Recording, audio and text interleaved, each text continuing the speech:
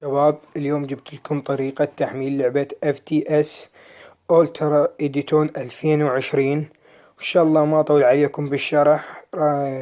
راح نفتح هذا الملف لفك الضغط عن الملفات. راح أترك لكم الروابط مالتها بوصف الفيديو وتدخلون عليه البرنامج. نضغط ضغط عليه نفتحه. عفوا نرجع.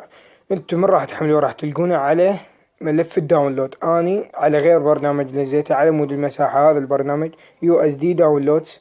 نضغط عليه ضغطة. هنا نلقى 3 ملفات راح اترك عنوانهن او الروابط مالتهن بوصف الفيديو. اول رابط IBK نضغط عليه ضغطة. نضغط على فتح. انا ما راح اضغط تثبيت لان اثبت اللعبة تضغطون تثبيت. المهم راح ارجع شوية عمود الوقت. نرجع هنا ملف الداتا. نضغط ضغط عليه. نضغط على عرض. هذا الملف راح يطلع لنا بعد ما ضغطنا عرض على الداتا. نضغط نسخ وترجعون إلى ذاكرة الهاتف إلى ملف أندرويد. نضغط ضغط عليه وعلى الداتا. نضغط على هذا المربع اللي بالأخضر عمود النسخ. أنا ما راح أضغط لأن نسخته، أو عمود أضغط على عمود صدقون تطبيق على كل ملفات استبدال. طريقة يعني كلش سهلة وشغالة اللعبة مثل ما أنا هسه جاي ألعبها. بس ننتظر دقائق بين ما يكمل التحميل. ننتظر شوية تحميل بين ما يكمل، بين ما يتم الاستخراج. هنا لعبة كلش رائعة وجربتها أني، يعني لعبة خرافية الله شاهد. ننتظر شوية بين ما يتم الاستبدال.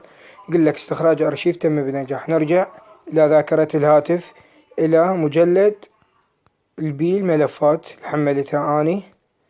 وينه؟ هذا يوز داونلودز. نضغط عليه هسه الOBB. نضغط ضغطة، العفو ضغطة واحدة على عرض. نضغط ضغط قوية مطولة على نسخ. نرجع إلى ذاكرة الهاتف إلى ملف أندرويد إلى الOBB. هذا الOBB نضغط ضغطة عليه. نضغط على هذا المربع حتى نضغط تطبيق على كل الملفات استبدال. بعد ما كملنا يتم الاستخراج أخير ملف.